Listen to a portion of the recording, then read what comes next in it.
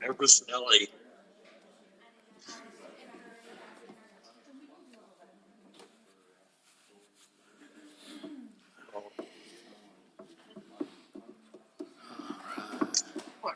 Of course. I don't, hey, Dr. Jackson, you're not muted. There you are. Okay. Counselor Jackson, good to see you. Happy New Year.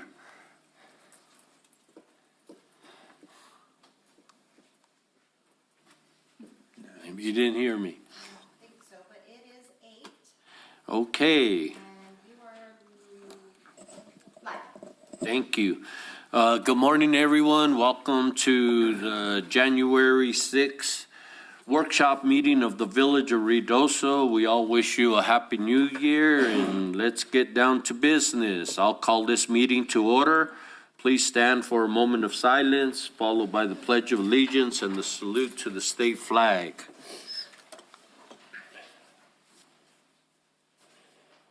God, please send us snow.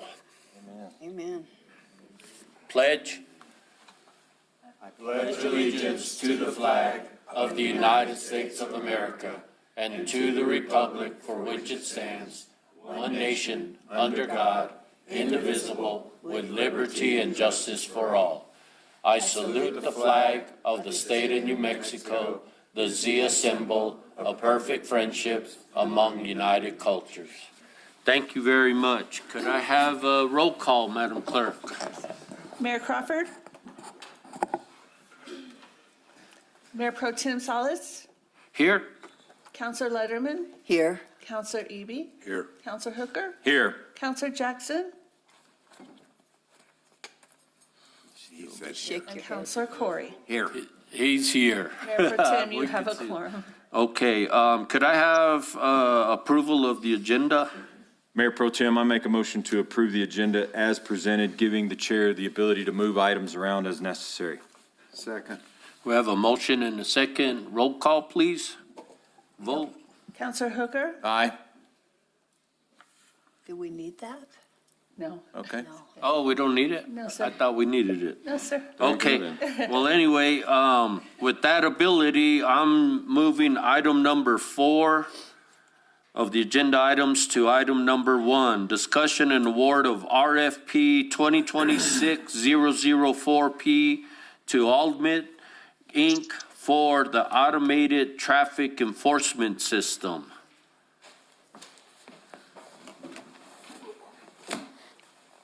Good morning. Morning. Morning. Okay, so this is the award basically for the RFP that we went out for the speed cameras. Ultimate was the awardee on their proposal. Chief, were they the ones that originally proposed? They were the ones that, they came and did the presentation earlier in the year, yes, sir. And then there were only 2 that submitted proposals, and they were the awardee. And this is awarding the RFP, correct? Correct. Did anyone have any other questions for that? Anything, consent or regular? Consent. On consent. There you go. Okay. Item number 5, discussion on agreement with Almut Inc. for automated traffic enforcement systems awarded through RFP 2026-004P. So this will be the agreement, we got this, I believe, on the 26th, or I got this on the 26th of December, the agreement with Ultimate for the automated traffic enforcement system. After reviewing everything, as presented, as they presented, I'm sorry, it was a zero cost to the village for the system. All fees would be collected, 25% of what the citations that were issued. So citation is $100, they would collect $25 of that, which does pay for the system itself. The language regarding community service in lieu of fees, that was. That was removed, I believe. And that was in the Ordinance, ordinance, okay, yes. Thank you. How much does state get? So, the $75 that we get on the citation, the state gets 50%. And so, and that's after we hold back any operational fees for the program. So if we say we hire a hearing officer at any point in time, some of these mobile trailers, run on quiet run generators. So if we have to pay for the diesel for that, anything that it costs to run this, we hold back and then they get 50% of what's left. And then we get the rest of And it. then we get the rest of it, yes, ma'am. And when do you think this would kick off? They were pretty responsive and pretty quick about things. I would assume, with the award, they're waiting for after the council meeting, and then they'll probably meet with us, and I'm estimating maybe a couple of months by the time it's all said and done with. They're gonna come down, I assume, and do the traffic studies, on some of the roads that we're looking at, and then we'll have the discussions about which mobile ones we're going to use and how that's gonna be set up and all the signage with it. Chief, quick question for you. Will the company be remitting their portion to the state, or how's that going to work? That falls on us to remit to the state. As far as I read in the statute, that would fall on us to remit to the state annually, so. Is that through to DPS, or? Do you know? That is, I'd have to, I don't think it's DPS. I don't remember if it's Okay. DFA or which one it is. We'll but have to yes. check on that, so. Yes. Are we gonna consent or regular for that? Well, I have a few questions. I'm trying to look it up. On the scope of work, I read somewhere where there was the proposal of cost with attachment A in operation, and I'm trying to find that because, I mean, it spells it out in their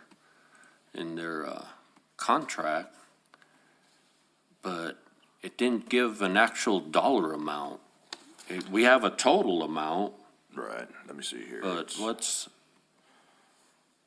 and we're not liable for anybody, well, of course, if someone wrecks into the sign, the driver of the vehicle will have to pay for that, but if anything else happens to that, is that on their dime, or do we have to pay replacement costs? All maintenance in their submission was covered by them, so they'll have somebody, they actually have somebody that monitors the system remotely, so if they, as the radars are calibrated frequently, and so they're able to monitor that, so if anything happens at any point in time where they don't calibrate or something doesn't look right, they actually have the ability to see that. Some things they can remotely fix and get in and maybe reboot the system. Okay, But as far as maintenance on the system itself is covered by them. If something breaks, they come out and fix it.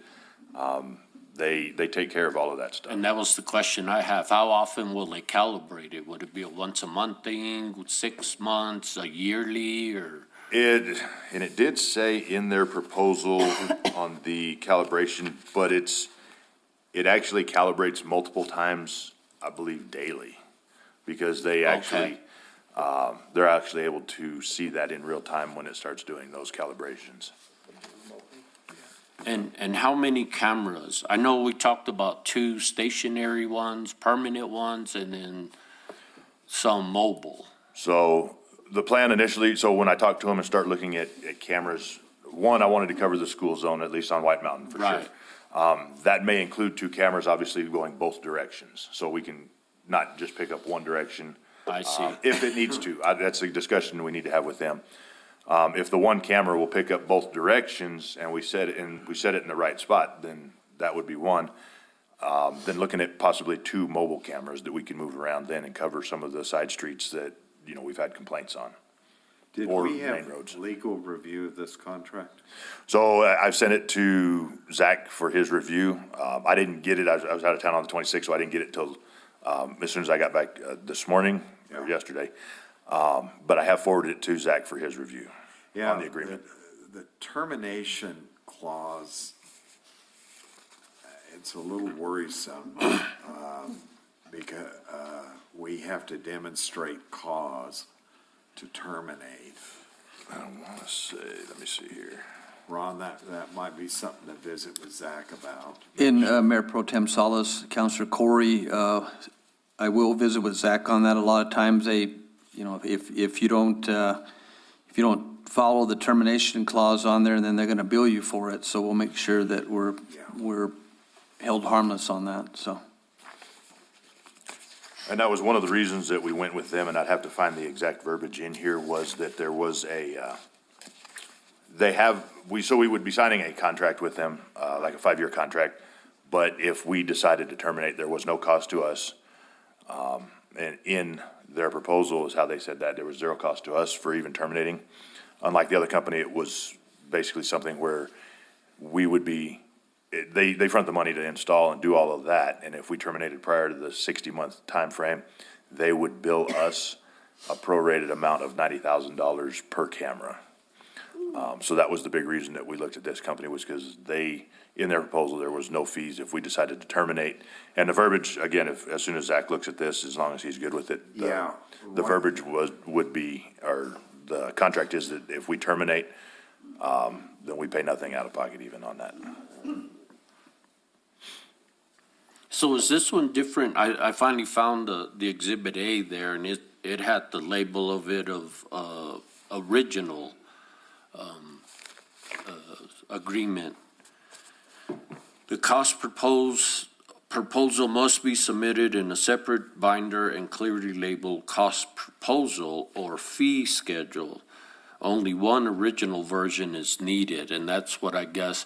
Now, the cost proposal for their operation, we're still going off of ordinance of what we established, like what have we established that ordinance? Okay. Mayor Pro Tem, yes, that ordinance was published and it Okay. is in effect. And I believe that ordinance, it laid out the process, if you will, and I think it only referred to the $100. Right. So I don't know, the company, what kind of terms and conditions they have, but the ordinance allowed us to put the automated camera system in place. Right. And that fee or fine charged to the violator was $100. But I think that's about as specific as the ordinance went. It was just the ordinance was allowing us to put that system into place. And to let everybody be clear, if an officer pulls you over, there's another set of fees, right? Correct, and those are the ones that we just updated through the municipal court on the uniform traffic ordinance. Right. Correct. Okay. And that goes through court. Correct, that's the This one criminal penalty. goes, if you don't pay, it goes to your credit. Correct.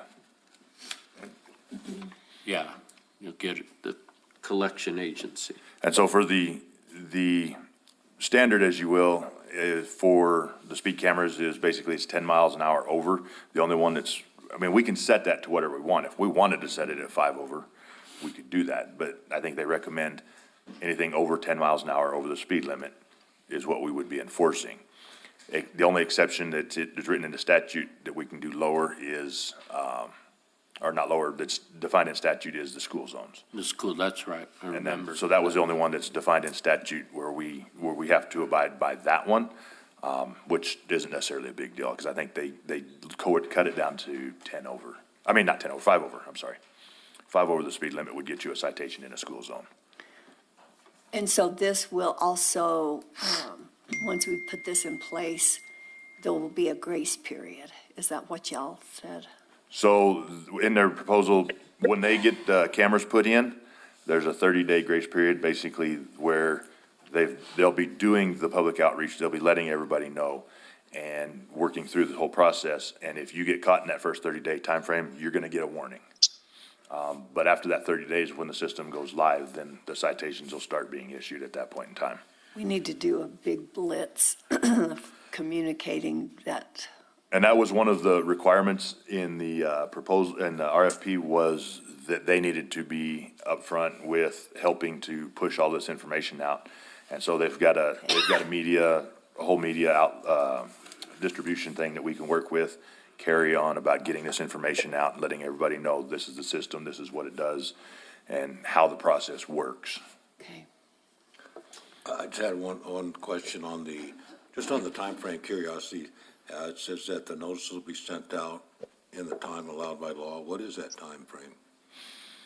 I know they send them out fairly quick. There's a 2 or 3 part review of the violation before it goes back to them for issuance, and then they send them out right away. I don't know what the state law is for receiving those, but I know they go out pretty quick, and I don't recall if they actually said what the time frame was on their proposal. Sure, you just don't want people getting a citation 2 months after the fact. Right, no, they were very, it was very, very quick in that, and I think the only thing that changes is obviously, if there was something where it got mailed to a wrong address or something that happened like that, there's a way for these people to appeal those and go through that process as well. They did address that. Okay, any other? Regular. Yeah. So we'll put it on regular. And- Thank you, Chief. You bet, thank you. See, Thank thank you you. very much. Now get to class. Okay, going back to item number 1, discussion of memorandum of understanding, MOU with New Mexico Department of Finance and Administration, Local Government Division for the Driving While Intoxicated Program. Mr. Hanson, how are you, sir? Good, good. Hi, Bill.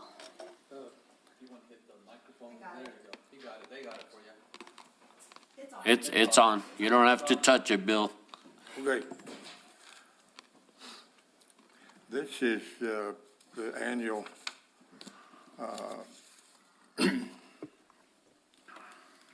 application to the DFA for the distribution and grant for the DWI program.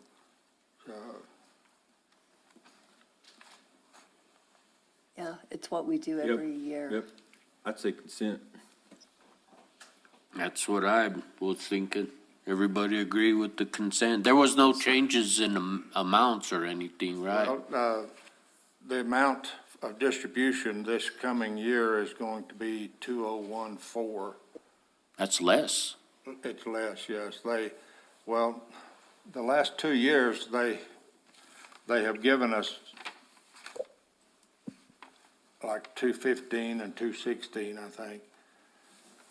2 years ago, we came up about $6,000 short Okay. on our distribution. Last year, we came up close to $12,000 short on our distribution.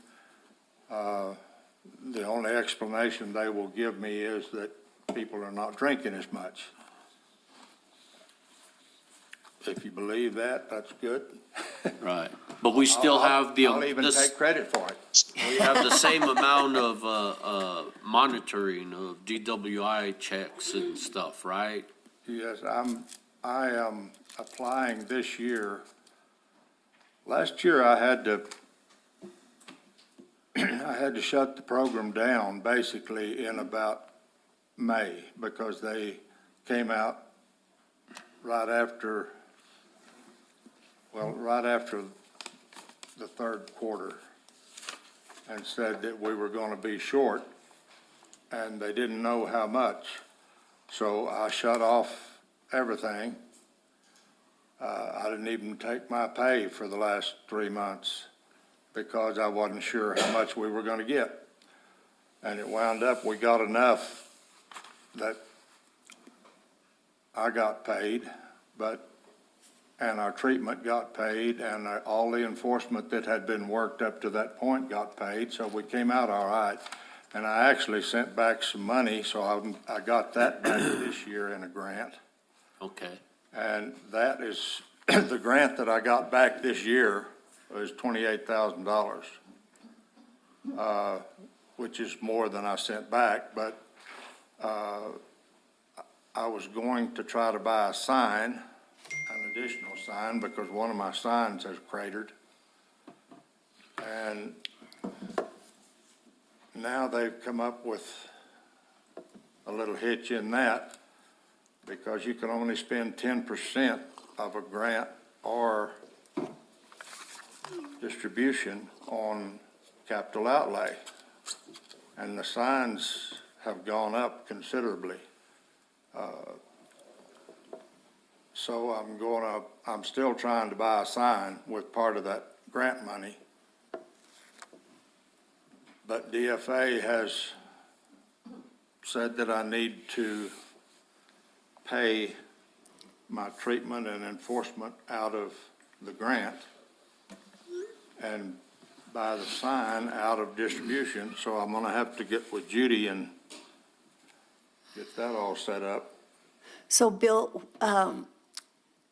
so after we do the DWI check and we've found someone that was drinking and driving, is that where the money comes from to put them in a class? Well,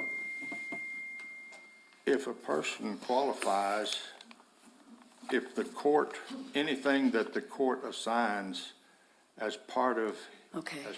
his, Sentencing or. Yeah, okay. we can help pay for. Oh, okay. The only thing that I help pay for on a regular basis is treatment. Okay. And we have been encouraged to get everybody we can to go to treatment. Okay. So I'm increasing this coming year, I'm increasing the amount for treatment considerably. I have another question. Go right ahead. DC, maybe you can help this. This weekend or this past week, we had a DWI check. We did, ma'am. I was just wondering, so we put it out there that we're having a DWI check. Come up to the microphone. Do we then go back with the post and say, we had two DWI, we checked 500 cars and only had two DWIs for the check? So we're currently in the phase of revamping our Facebook posts. We're putting more posts out there. The way we're doing it now is we send out a post that we're going to, have a DWI check. And then after the DWI check, we talk about if it was successful. We try to stay away from numbers a lot of times. Okay. That's kind of where you can get yourself Okay. kind of wrapped up in the numbers. But we did have about 375 vehicles. I think we had multiple citations. I don't remember the exact number, but it was a pretty good amount. Well, I know that we get a report for Mr. Hanson about the program. But if we're going to put it out on Facebook, that I was just wondering, it kind of leaves people, well, okay, so big deal, so you had a check. So we do post, there were some pictures posted, there was a blurb talked about the DWI check. We definitely want to, let people know we're going to be having one. Okay. And then just, being transparent that we're going to have these DWI checks. So that's basically why we put it on Facebook, just to be transparent. Well, that and, we want to let the community, know that we're having these, just kind of let everybody know what the. I'm sorry, sir? As a deterrence. Right. We put it out there, and also to let everybody know that the Ruidoso Police Department is out there doing these different types of operations. Okay. So. Thank you. Mayor Pro Tem, I had a Yes. question. Bill, this is the first, just knowing about the shortfall on the DWI grant funds, because this is all liquor excise tax and their distributions every quarter, and I sit on the board, state board, but saying that you didn't receive on the distribution side where you had to cut back, and we weren't aware of this going through our hearings in Santa Fe about the shortfalls of your grant funding, and we're just hearing about it now and haven't heard it before. So I know that you have to budget for whatever, it's all estimated because you don't know what you're going to get every quarter. Well, that's it. budget, up until the last 2 years, the budget has been pretty stable. Julie is pretty good at estimating what, what's gonna come in. She works with the Bureau, the Tax Right. Bureau.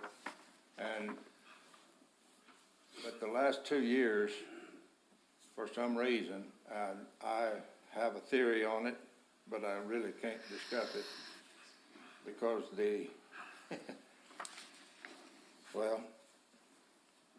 Well, it's all, yeah, it's all liquor excise tax, and I mean, that just depends, like any other tax, you don't know when the revenue, you know, if it's coming as projected or not, it's all estimated, and needing to budget to make sure you don't fall in that type of shortfall is about the only way you can do it. At years ago, the distribution used to come in after the fiscal year, and then you were really tight and short and didn't know what you were getting on that last quarter, but now you get it back in June, right? You get it in June, your final distribution? 10th of June. Yeah, so now you just.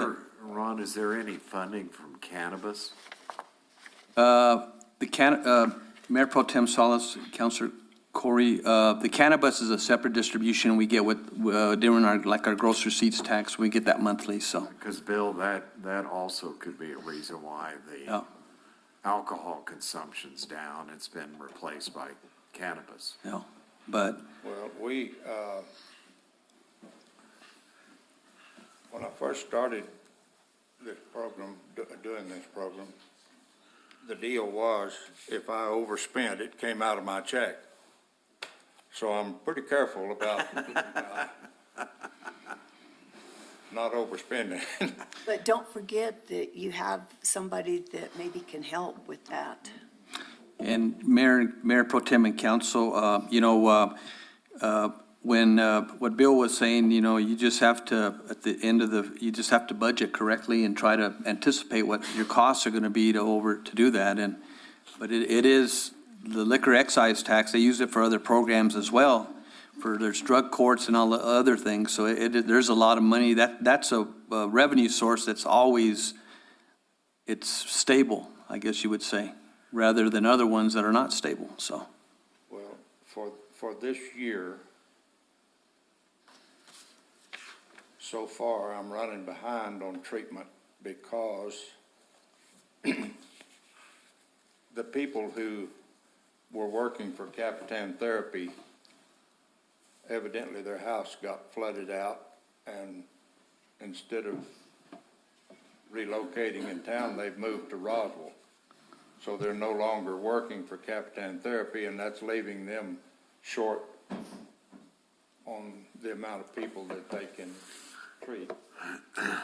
So that may be a problem this year, and it may not. I don't know, you know, whether they're gonna be able to replace those people or what, but we'll see. Consent. Consent. And item number 2 ties in with this too, so, Consent. 2 and Consent. 3. so 2 and 3. Okay. Consent. Yep. So we got both of those consent. Bill, thank you very much. Good job. Thank you.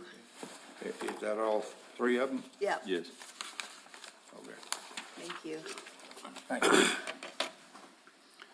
Now we move to item number 6, discussion on adoption of resolution 2026-03, a resolution authorizing the lease agreement between the Village of Ruidoso and Caterpillar Financial Services Corporation for a Caterpillar 440 backhoe loader utilizing Sourcewell Price Agreement 020223 CAT for a term of 60 months in the amount of $182,000, $82,400.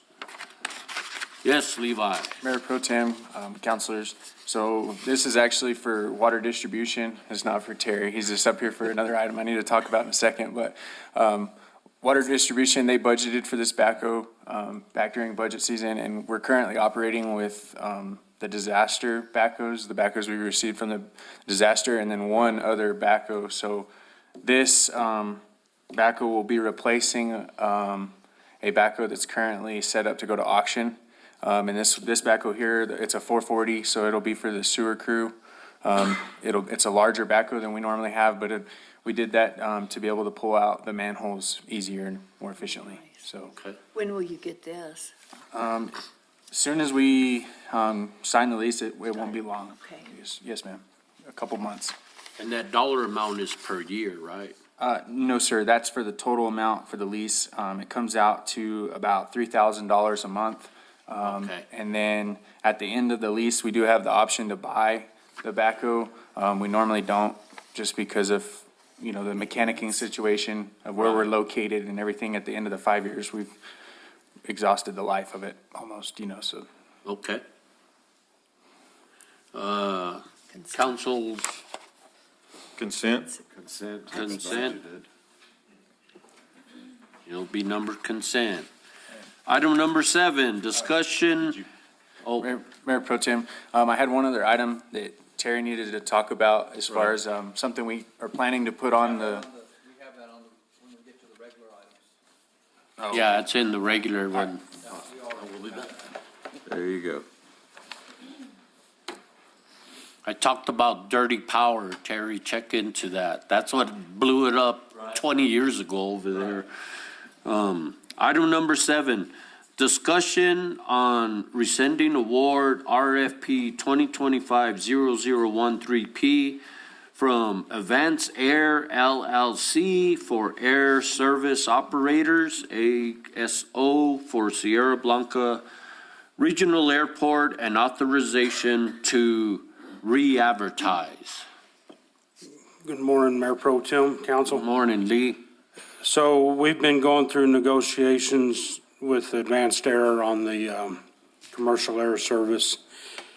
And the way that they have set it up is to completely exhaust the grant plus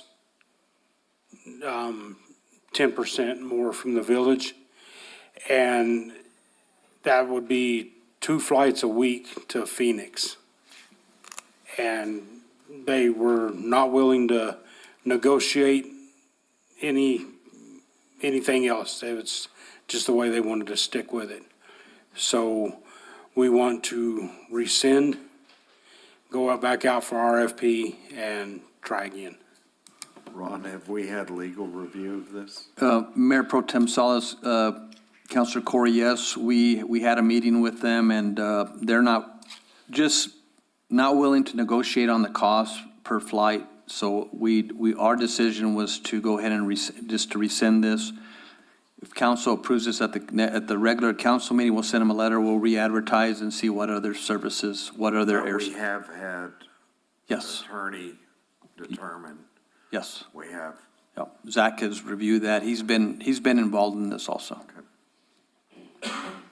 The thing that worries me about going to Phoenix, even Roswell cut out their flight to Phoenix, and they're a lot bigger town. I can't imagine us having 2 flights a week. Yeah. So consent or regular? I think regular. Oh, regular? I was thinking consent. Oh, We can't vote on it, so, so let's get a consensus. Yeah, consent. Okay. Consent, yep.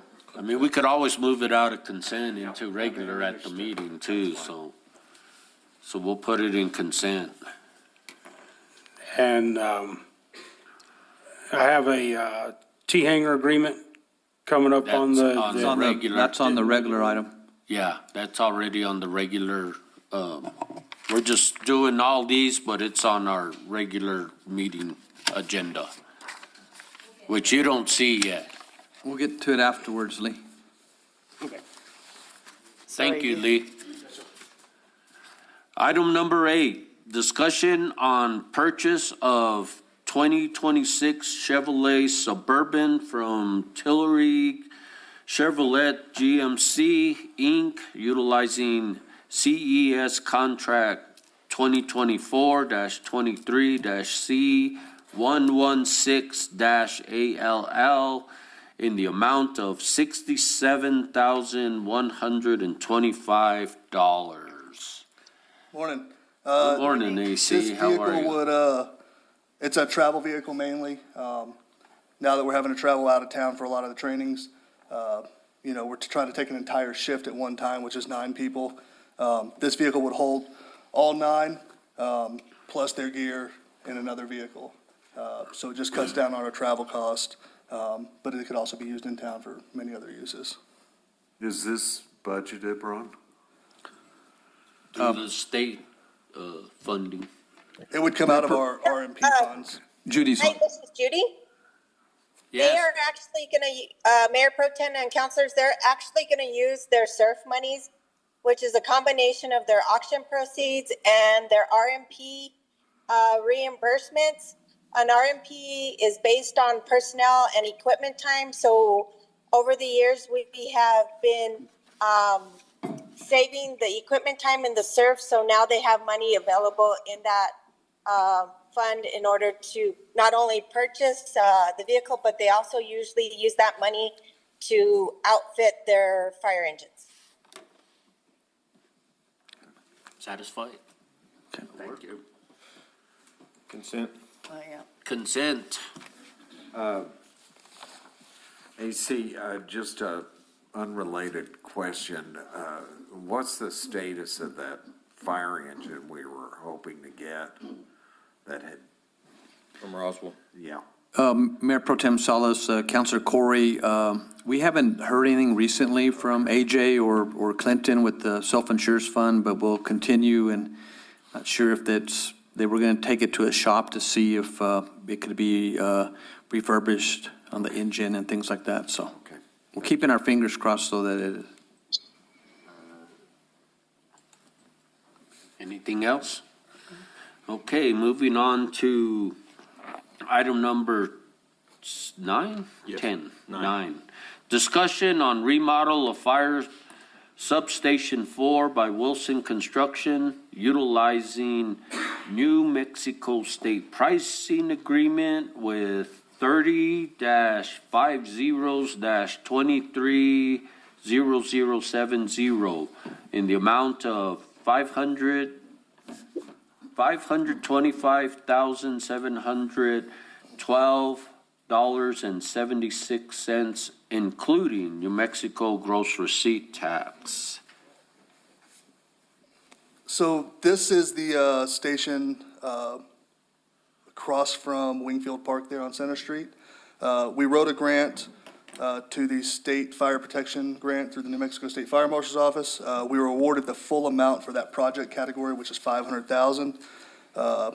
The remaining amount will come out of our RMP funds as well, which was the other $25,712.76. We got with the construction, Wilson Construction, they're on state price agreement. It came out, did a quote, and it'll allow us to turn the station into a main station with the ability to have personnel there. Right now, it's funded through the fire fund as a substation, so it'll increase our funding. We'll be able to house personnel there 24/7. So we'll redo the inside, the outside, add bays. We'll have trucks over there. It will improve our ISO. Last time I talked to ISO, we'd mentioned it to him, and he did say they did a quick deployment analysis, and it's, as many calls as we get in that surrounding area within that 2.5 miles. If we were able to put personnel there and respond out of that station, it would improve our ISO based on response times. So, yeah, any questions? This is Justin Wilson with Wilson Construction. Justin. So this, during the construction, this would be subject to state inspections? Yes. Okay. And I know, Ron, when you and I were out at the rack, we talked to Joe, and it's pretty close to the rack. Are we okay with setbacks? Mayor Pro Tem Salas, Councilor Corey, we did get a survey that was conducted, and we're working on that and putting gutters and some of the items that he was about water runoff. We're going to work on all that. So we have a survey that the contractor is going to be using on that. So. Okay. Yeah, we had the survey done, and I think did you ever receive a copy of it? I didn't. Okay. We're still waiting on the copy of it, but, based on what we were looking at, we were okay with it. We should be fine. And I think the quote and all that did include like gutters and drainage and all that, so, Okay, yeah. okay. And you brought up a point, Counselor Corey, was that the location, because some people were thinking it's the actual building, the old purchasing warehouse, when we refer to Wingfield, they just see that building. They don't see it, that it's behind the rack. And that's where I believe Chief Hall was telling me when the accessibility, when the trucks leave, they'll be coming out into the parking lot and going on to Wingfield. Yeah, so there would be, we'd have to look at that, because that station is set back. We'd be coming straight out, and we could really go either way out of the parking lot. But, during those really busy times, we have events and other things going on over there, we'd have to pay attention to blocking off that route out, because, I'm sure we've all seen it, people just park. And the only reason why I bring that up is we have a master plan that closing Center Street. Yeah. And that was just one concern that came up, that, how are they gonna get out of there? Yeah. Yeah. So And that's going. Assistant Chief and for the contractor, because that building, it's not being expanded, it's gonna be the same structure, just gonna remodel it is all, and put new siding and things like that. Yeah, what it was new siding, adding 2 more bay doors, electrical, then going inside and adding bunk rooms, bathrooms, the kitchen, living quarters, the whole 9 yards. There'd be a meeting room there that we could also use as like a command post for, when we have Xterra, Ironman, the other events that happen in that area. And when I was talking to Chief Hall about it, I saw the floor plan in our agenda item. I said, well, are the trucks parked outside? And that's what I thought, and he said, no, this is on the back part of the building, correct? Yes, sir. So when you'll have the trucks, right up front there, and there's actually a lot more room than we expected. And then we'll close off that backside for the living quarters.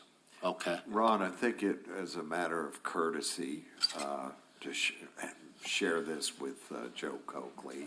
Okay. Just let him know. We can do that. What's gonna happen. So just to be clear on what Rifle was pointing out, in the master plan, it wasn't stated that would be closing Center Street. It was an option. A recommendation. And of course, there were several people up in that area that definitely opposed to that. So what would this do? Is this would leave Center Street open, or it would never be closed? It wouldn't, I don't think, it wouldn't have any effect on us, because we can go out, if Center Street's open, we can go out Center Street, or we can cut through the parking lot. There's more than enough room to get a truck through there, so. So that just means that Center Street won't ever be closed. Not necessarily. So actually, Councilman, our Mayor Pro Tem Rifle and Councilman Eby, so currently, actually, the design of the park does actually have a driveway from that building up towards South Center Street, so towards that Center and Spring exit. We would have to do some redesign work to make another driveway up to Wingfield, but it would still allow us to close Center Street. It would just be have an exit out of that building, kind of a Y right there. They could go down to Wingfield or up to North Center Street. Yeah. Or South Center Street, sorry. Well, my question was just permanently. It wouldn't permanently be closed.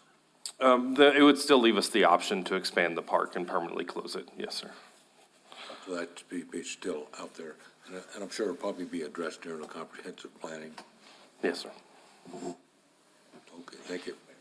That's one of those plans on the shelf. Yep. But most likely, once it's done, you'll be going straight out to Center Street and left or right, so that works there. Council's pleasure, Consent. consent? Thank you. Thank you. Thank you very Thanks, much. Justin. Item number 10, discussion on revocation of short-term rental permit issued to Andrew Castrula, at 400 Sunny Slope Drive due to illegal use of a fire pit or outdoor burning, reported to village or third-party monitoring agency and confirmed by the village. Good morning, Mayor Pro Tem, Council. Good morning, Alex. This is a request for the council to consider the revocation of a short-term rental permit. When we updated the permit or the ordinance last year regarding short-term rentals, there was a ban placed on fire pits and outdoor burning at all short-term rentals.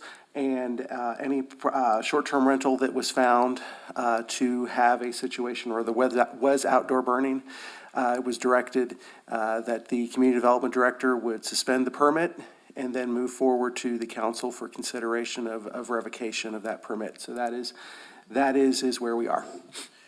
The fire pit, do we know, Alex, was it placed by the owner, or did the renters just? I don't know that I don't know from specifically that we do. What we have heard from in conversation with the owner is that he says that fire pit was brought by the renters, the guests to the property, and was not the fire pit that he had. Except I have a printout of what the person from El Paso, the owner of that house, he puts on his short term that there is a fire pit, and I have it on my phone. So he's advertising it. Absolutely. This is so long time coming. Okay. This has been such a problem house. This is important.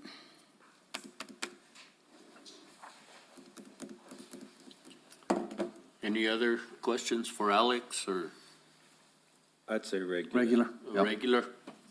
That's what I put an R by there. Good. Thank you, Alex. Oh, wait, one question. This will be the first time we're revoking a permit, a short-term rental, right? Yeah, I was trying to think back, did we ever do? A lot of them just expire, that, oh, no, we're taking it off the shelf and we're taking off the service. And then they come back 3 months later and still do it on the black market or something like that, so. Yes, sir.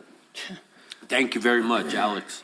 Item number 11, discussion on adoption of Resolution 2026-05, a resolution authorizing the execution and delivery of a water project fund loan grant agreement by and between the New Mexico Finance Authority and the Village of Ruidoso in the total of amount of $5,160,000, including a loan amount of $516,000 for the purpose of financing and cost of designing and constructing the replacement of Two Rivers raw water intake transmission line, and solely in the manner described in the loan grant agreement, providing for the pledge and payment of the loan and an administrative fee from the revenues of the 1%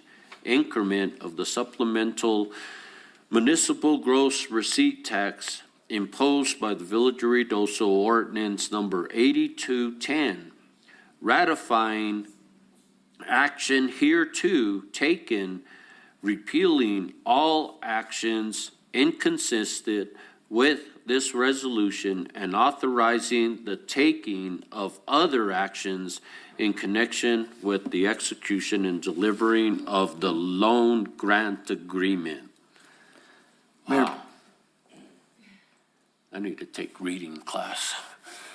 Mayor Pro Tem Salas, member of the council. This is on the Water Trust Board. It's the Two River raw water line, which everyone knows as the Anaconda line. So this here is, we do have a match. What we usually do with that match on the loan part of it, once the project is completed, and then we just pay that off. So we're moving forward with this. We'll be advertising and getting that line replaced. And it's a Water Trust Board project is what it is. And that's very good. And we did settle all that stuff with Townsend on right-of-way and easement, or, We met with him. This is all going to go underground. We're going to be within our right-of-way on the Okay. project, so we're going to stay away from his property there. We're working with him on, he wanted to keep some of that existing line just to bury it in place, but that's going to be up to him if he wants to do that, so. okay. How long do you think this will take us to do this? What's the project timeline on this, Jackie? The engineer is saying that it could be until. Wait, come up here. Come on up. Sorry, Jackie.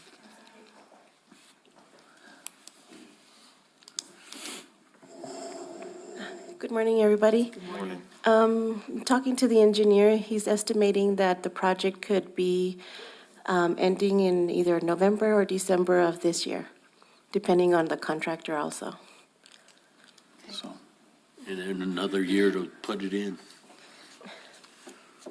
That's what I'm saying. Hurry up and wait. Hurry up and wait. But this is a very good project, and as we learned from Little Bear, I think where we got that second point of diversion at Two Rivers is where that Anaconda line first showed up. We've been talking about this for years. Many, many years. So, and here's a history lesson. When that 82, ordinance number 82 came up, I was taught that back then, 81, 82, legislation, state legislatures approved that 1% supplemental tax for Ratone's water system, strictly for Ratone. And then somebody up there, I'm thinking it's our representative, said, well, you need one in the south. And they just picked out Ruidoso out of the hat and just said, Ruidoso gets it. Beautiful. I did, and I'm glad we do, because that has done a lot of improvements in our lines over the years. And Mayor Pro Tem Salas and members of the council, just having that SGRT tax, you know, with these projects, we're able to pay our matching funds with that. Exactly. And it's a huge help, along with our general obligation bonds that the voters have, you know, voted successfully since 2014. So it all goes into these water projects. Okay, council's pleasure, regular consent, I'd say consent. consent? It'll be on consent. Thank you, Thanks, Jackie. Jackie. Thank you, Chair. Item number 12, discussion and adoption of resolution 2026-04, a resolution authorizing the execution and delivery of a water project fund loan grant agreement by and between the New Mexico Finance Authority and the Village of Ruidoso in the total amount of $763,597, including a loan amount of $76,360 for the purpose of financing the cost of designing, constructing, re-drilling the Hollywood well, and solely in the manner described in the loan agreement grant, providing for the pledge and payment of the loan amount and an administrative fee from the revenue of the 1% increment of the supplemental municipal gross receipt tax imposed by the Village of Ruidoso, ordinance number 8210, ratifying actions hereto taken, repealing all action inconsistent with this resolution, and authorizing the taking of other actions in connection with the execution and delivery of the loan grant agreement. Mayor Pro Tem Salas, members of the council, this is the second award of a Water Trust Board project that we're going through the final stages on this, and being able to start advertising it, be a next project. And again, the loan amount, when the project's completed, and then we'll pay off the loan amount on that. So that's for the Hollywood well. And we have our engineer working on it, and then also with Roger Peary and his Right. group, so Shoemaker, so. Now, it's just the existing well. Yes. They're going there. Are we going any deeper, or do we? Let me have old Terry come in here real quick. Good morning. No, the existing Hollywood well will have to be capped. The screening and the casing collapsed and Okay. fell down into the bottom. So we're gonna have to re-drill that well within that standard 100 feet. And of that was existing. my next question, and we got room around it to do that? I mean. Yeah, we own all that property there. We may have to do some moving around, but yeah, we do. We're talking to Marty and everything. And Roger Perry's fixing to do the study and figure out where we need to re-drill that. I just kind of have a feeling we'll be having a protest on that, even if we're within our 100-foot. I don't know. That's just history talking, I guess. But that's good that we're doing it. Right, correct. Because we've lost about 150 gallons a minute after that collapse. wow. And we're only max right now, we're about 383 out of Okay. Hollywood, where it used to be over 500. Okay. Council's pleasure. Consent. Consent. Thank you, Terry. Thanks, Terry. Thank you, Terry. Item number 13, discussion on award of RFP 2026-005P to Open Sky Production LLC for professional service for drone light shows. Mr. Baird. Good morning, Mayor Pro Tem and Council. So this is for our drone light shows that we do every year for Christmas and then 4th of July. And so we went out to bid. Previously, we used a different company. This company, the Open Skies, is the one that did our 4th of July this year and our Christmas show this past year. So we're really happy with them. This past year, we were able to do it without going out to bid just because they were right under the bid level, the pricing.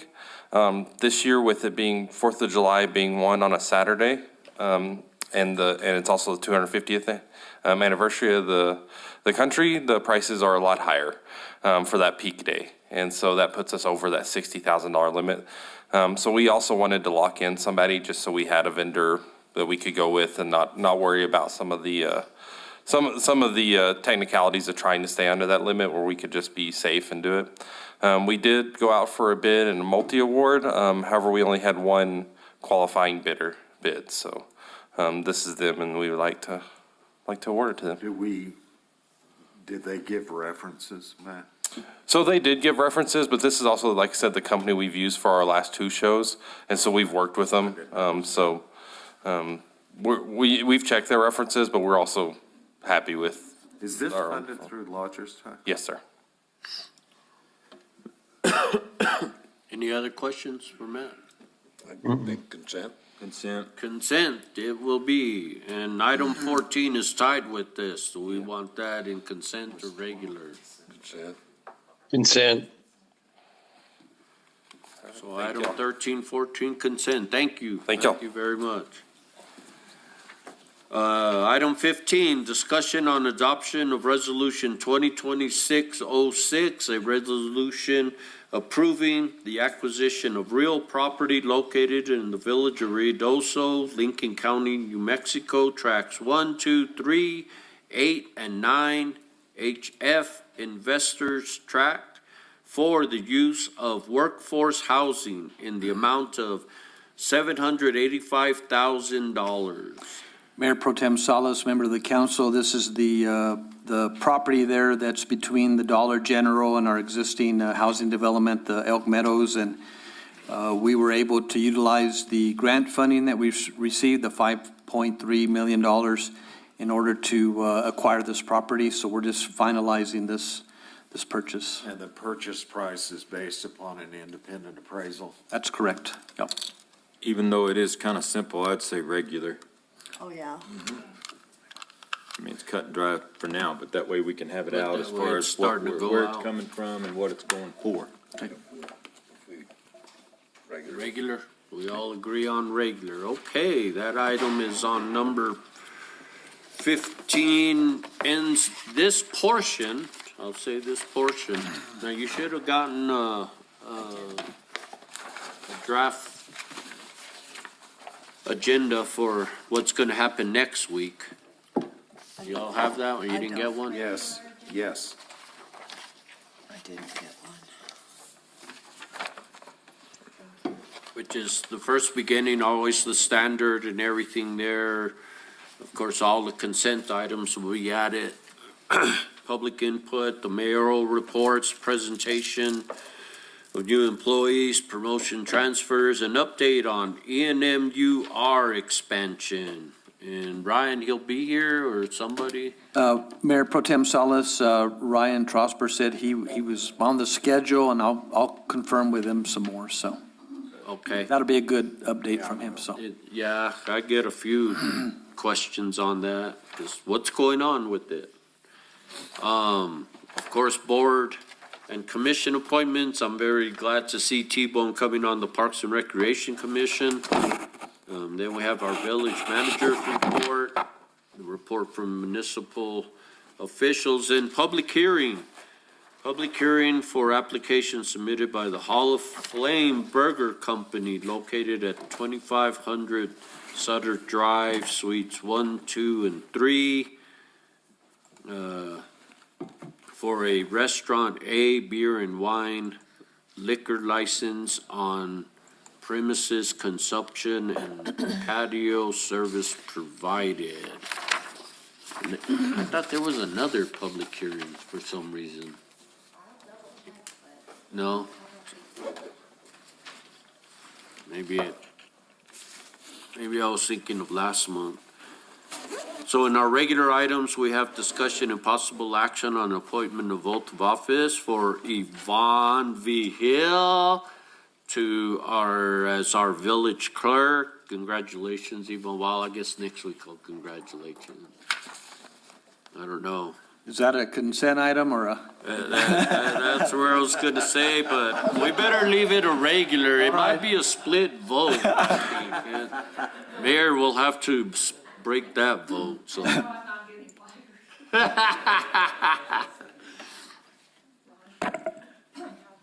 Number 2, discussion and possible action on T-Hanger agreement between the Village of Ruidoso, Sierra Blanca Regional Airport with Bob Minark for Charlie 6 T-Hanger beginning January 20th, 2026. And I believe this is a new agreement, is that correct? This is a new agreement with the new customer going on there. And then item 3, we left out a contract number because they're finalizing that and they'll be done by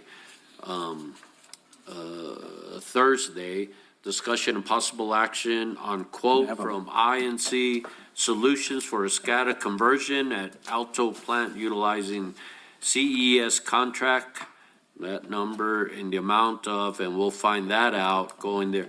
Now Terry, go ahead and come on up and explain what happened. I was trying to save you guys. That's all right. Just, Hello again. hello. So Sunday night, we had a malfunction at Plant 3. The PLC internal battery shorted and took out that PLC. What's a PLC? I'll just call it it's a computer. It's the main computer that controls the entire plant. We had to shut it all down. We fired up Hollywood Well and High School Well. We're running them at max outputs. And luckily, we're totally keeping up with demand, maintaining at least 55 feet in the Alto tanks right now. But we're also going to look at having INC redo the programming at that plant. Alterman, who ended up doing all the programming, is no longer supporting us. And we've had a lot of problems with that iFix programming, a lot. I've had to bring INC in at least 4 times since the end of warranty to try to correct that programming, and it's just getting almost impossible. Right. And this will bring the programming the same at both plants. So both plants will be identical programming. They'll be able to remote in from Albuquerque, take care of majority of all our issues, and better maintain us. That sounds good. Where is, number 3? Where is this? Alto. Oh, Alto. Okay. So this is on a regular item anyway, right? Yes. Okay, so we'll hear about this then again next week. but we gotta know what the pricing is. And I did receive that finalized CES pricing this morning, so. So you'll get that all Yes, sir. by next week. Yep. Sounds good. All righty. All right. Thank you. We will have a closed session next week, and any other questions from council? With no further questions, this meeting then is adjourned.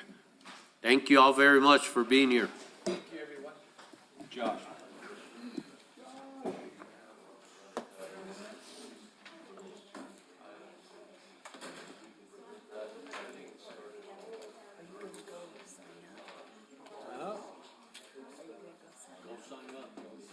Sign up.